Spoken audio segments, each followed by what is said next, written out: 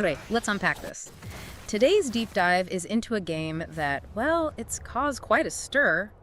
Prince of Persia, The Lost Crown. Definitely stirred the pot a bit. Yeah, and I'll be honest with you, when those trailers first dropped, I had some preconceptions. Maybe you did too. Oh, for sure. You see that 2D style and maybe think. Right, like, ooh, another indie-style game. Why isn't it 3D? Or maybe, where's the classic Prince? Who's his new guy? Looks like an anime character. Exactly. I confess I had those exact thoughts. But here's the kicker, the real surprise for me, and hopefully for you listening. After sinking like over 20 hours into Mount Koff, really digging in, 100% completion. My opinion, it didn't just change. Did a full 180. Completely. Total reversal. Yeah, and what's truly fascinating here, I think, is how Lost Crown dares to ask this really risky question, right? Yes. What if you take a legendary 3D action adventure series and just rebuild it? Fundamentally rebuild it as a fast, slick 2.5D action platformer. It's a bold move. It really is. And this isn't just, a nostalgic reboot banking on the name. No, not at all. It's a full-blown reinvention. It sheds so many of those familiar things. Think about the old pillars. Like the sand, the time rewinds. Exactly. The sand, the rewinds, the big royal dramas. Yeah. They're just gone. Yeah. Instead, it's all about the feel of the blades, these incredible mythical beasts, and this bold, almost bloody brilliance in the combat and movement. It grabs you right away. It really demands your attention, yeah, from minute one. Absolutely. And that's pretty much our mission for this deep dive today. We're going to meticulously break down everything Prince of Persia, The Lost Crown absolutely nails. Where it really shines. Right. And also pinpoint where it maybe stumbles a little, how it stacks up against other heavy hitters in the Metroidvania genre. Yeah, compare it a bit. And ultimately help you decide if it's truly worth your valuable time and, let's be real, your hard-earned money in 2025. Is it a true return or something else? Exactly.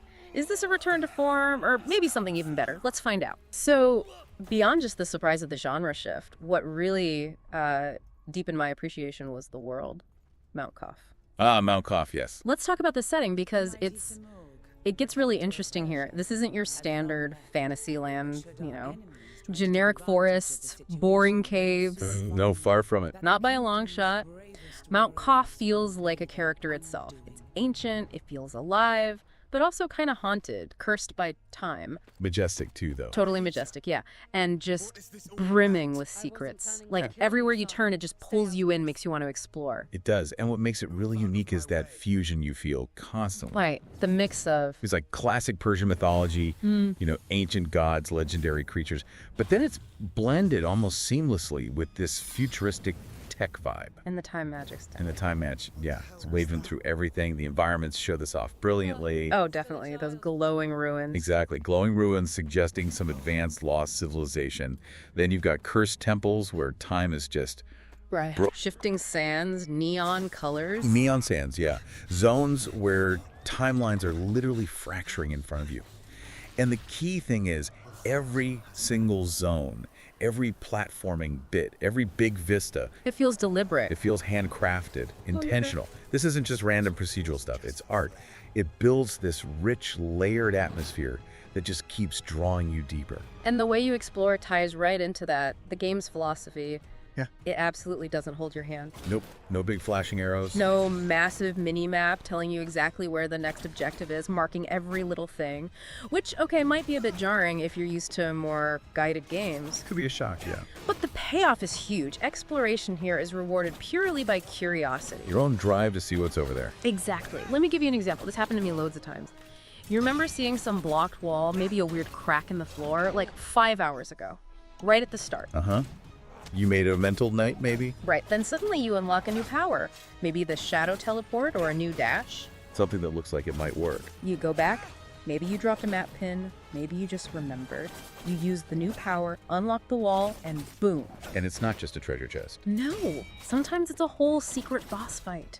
Or a big piece of lore, or even just a really useful shortcut that saves you loads of time later. Feeling is great. Earning it. That feeling of connecting the dots yourself, finding something genuinely new instead of just, ticking off an icon, it's so satisfying. And this design choice, it raises an interesting point about how it really shapes how you engage with the game, doesn't it? Oh, so?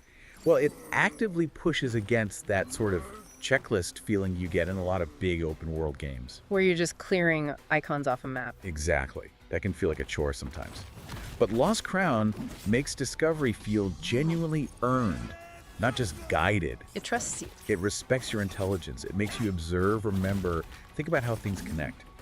Exploration becomes this active, rewarding puzzle. You're not just walking around a map, you're deciphering it. Which makes you feel more connected to the world itself. Precisely. A much deeper connection. Okay, so we've got this amazing world. Now let's talk about the guy you play as, Sargon. Right, our hero. And let's get this straight right away. He is not the charming robed prince with the sand powers that, longtime fans might expect. Definitely a different energy. Sargon is young, he's undeniably cocky, maybe even a bit arrogant sometimes. Got that swagger. He does, but he's got style, and crucially, he's got skills. Real skills. And the combat in Lost Crown, wow! It's slick. Honestly, for me, some of the most satisfying combat I've played in years. Because it's all about that responsive, skill-based precision. Fast and clean. Super fast, super clean, and just addictively responsive. We're talking really tight parries. That parry feels good. When you nail it, it doesn't just block, it opens up these huge counterattack chances. Makes you feel like a badass. Yeah, totally. And the fluid dodges, aerial combos, while jumps into slashes. It's not just flashy, you have to think strategically. Control enemies, manage crowds. It's not just button mashing. Not at all. It's about finding this dynamic flow. It really challenges you, but rewards you when you get it right. Pure combat ballet sometimes. You can really feel that polish, can't you? That meticulous work that went into the combat. Oh, yeah. It's got that crisp, precise feeling you get in games like Dead Cells or Hollow Knight. That level of refinement. Good comparison. But it definitely carves out its own unique flavor. Yeah. And the animations themselves are just chef's kiss. They really are. Every single move, like a basic slash, a complex combo, that perfect parry, it feels intentional, purposeful. The visual feedback is incredible. You know exactly what happened. Exactly. So when you defeat an enemy, even a basic one, it feels earned. Because you see the impact, you feel the skill you just used. Every win is a little victory dance moment. But what really elevates it, I think, beyond just being an amazing slash and dash, are the time powers. Ah, yes, the time powers. They're crucial. They're genuinely game-changing. They totally shift how you approach everything: combat, platforming, exploration. They weave into everything. Imagine this. You get this power to place a shadow clone of yourself somewhere, like leave an echo. The Simurg dash thing? Yeah, and you can instantly warp back to it. Anytime. It's not just a simple teleport, it's this strategic anchor. For crazy platforming. Right. Impossible jumps suddenly become possible. Or in a boss fight, it's your get out of jail free card when some huge attack is coming. Saved my skin many times. Me too. Then there's freezing time mid-dash to zip through laser grids or past collapsing platforms. What's so cool too? And later you can even slow down time itself to pull off these insane multi-hit combos in midair or weave through bullet hell projectile patterns. She keeps layering on new strategies. These powers aren't just fun little extras, they redefine the entire flow and your tactical options. And if you connect that to the bigger picture, what these layered mechanics show is just how intricate the whole experience is. It forces you to think differently. Exactly. You're not just mashing buttons.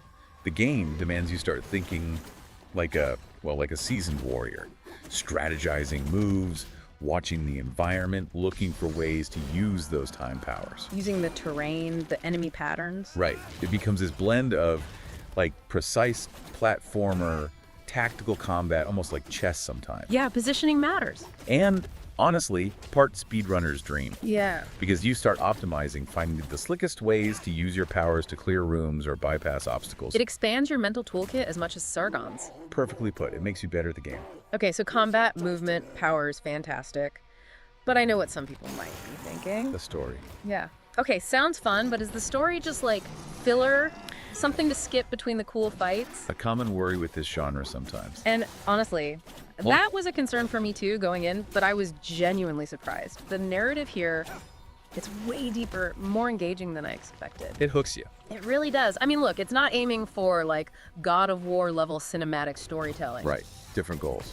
But it's definitely more nuanced, more compelling than a lot of games like this. You start as part of this elite squad, the Immortals. Sargon's the new guy, cocky but skilled. The mission seems simple at first. Yeah, rescue the kidnapped Prince Gassan. Straightforward, right? But then, things start getting complicated. Betrayal starts creeping in. Alliances shift.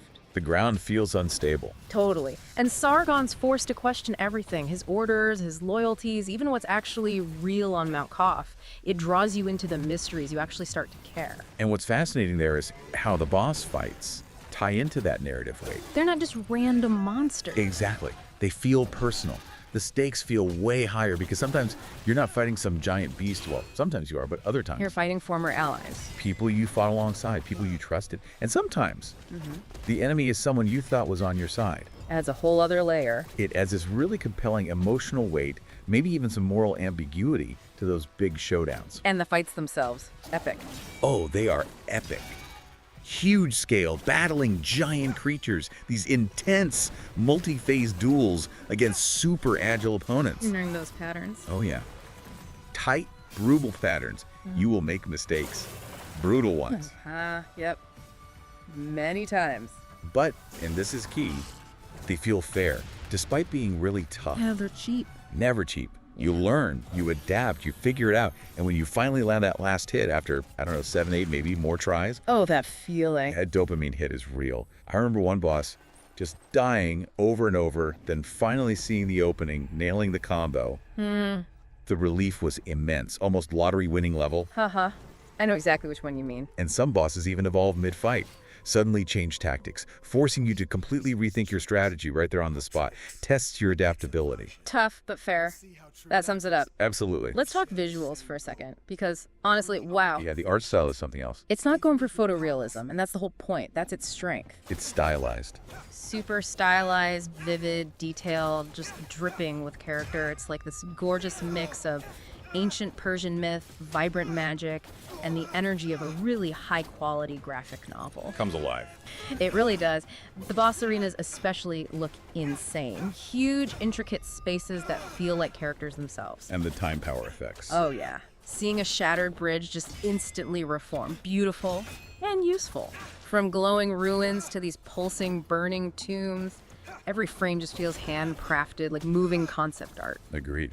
And the music. Oh, the music slaps. It absolutely slaps. And it does. It's this fantastic mix, right? Traditional Persian instruments blended with these hard-hitting synth beats. Get pumped up. Totally. It just pulls you into the action, makes every fight feel more intense. And those boss themes, you'll be humming them long after you've rage quit for the night. Guilty. Definitely hummed a few. Trust me, it's that memorable. It really sticks with you. No. Okay. For all its brilliance, no game is perfect, right? Nothing's flawless. So, where did the Lost Crown maybe not quite hit the mark as strongly? Yeah, while it shines really brightly in most areas, there are a few spots that could perhaps use a little more polish. Like what? Well, the voice acting, for instance. It's a bit hit or miss. Okay. Some characters are great, really well performed, lots of emotion. Others can feel a bit flat sometimes. Almost like they're just reading lines. Leans a bit Saturday morning cartoon occasionally. Right, I know what you mean. And similarly, the writing. The main plot is surprisingly engaging, like we said, but some of the smaller dialogue moments can occasionally feel a bit, I don't know, cheesy or just kind of flat. Can pull you out a tiny bit. Just slightly, yeah. When you're expecting maybe a more serious tone. Yeah. And then there's navigation. The Metroidvania backtracking aspect. Exactly. It follows classic Metroidvania rules pretty strictly, which means if you're not super into backtracking, exploring without constant hand-holding markers, relying on your own memory, You might get lost. you might get lost a fair bit, yeah. The map looks nice, but it's deliberately minimalist. Fast travel helps, it's there. Thank goodness. But the points are spread out. You'll still be doing a lot of running around. It really respects your memory, maybe a bit too much sometimes, expecting you to recall some random corner from hours ago. Yeah, that can be tough. And that raises a key point, right? Yeah. How much might these things detract from the experience for someone listening, especially if they're maybe newer to Metroidvanias? Good question. For veterans, it's kind of expected, part of the charm even. For newcomers, it could feel like a barrier, potentially. Fair point. But here's where the Lost Crown really comes back strong, and it's a huge plus the valid point. It's not full price like so many big AAA releases now. It's cheaper. Right. And crucially, it feels tighter, Tighter. meaning no filler, seriously. No boring, repetitive fetch quests just to pad out the playtime. Icon checklist. No endless map icons cluttering things up, pulling you off track. It's just pure, focused, skill-based gameplay that genuinely evolves with you. It never feels like it's wasting your time. And connecting that back, that evolving gameplay is so key to its appeal, isn't it? Absolutely. Every single new power you get, Yeah. it genuinely opens up a new path you couldn't take before, or reveals a secret you walked past 10 times. The world constantly feels like it's unfolding as you get stronger and smarter. Right. It's not just Sargon getting stronger. No, it's you, the player, becoming more adept, learning the systems. You feel that progress, not just on the map or in your stats, but in your own mastery. That sense of growth is super rewarding. Incredibly so. So, okay, the big question. What does this all mean for you listening right now? Should you buy Prince of Persia, The Lost Crown? The final verdict. My definitive answer, after really digging into it, 100%ing it, it's a resounding 100% yes, IF. If you love fast, fluid combat that rewards skill, if you love rich exploration that makes you feel smart for finding things, if you love tough but always fair boss fights that push you, and if you appreciate bold, stylish art, Sound like a good fit for many. yeah, if you enjoyed games like, say, Hollow Knight, Ori, Metroid Dread, this is absolutely unequivocally right up your alley. No question. Yeah. If you only came here looking for pure nostalgia for the old 3D games, or you were expecting another massive 3D epic with sand and time rewinds, you might be surprised at first by this direction. Manage those expectations. Right. But honestly, I think you'll be surprised in the best possible way. This isn't just a good Prince of Persia game. It's a genuinely phenomenal Metroidvania in its own right. A successful reinvention. A true testament to bold, successful reinvention. It really stands on its own 2 feet. Well said. Legends don't fade away, they respawn with time powers.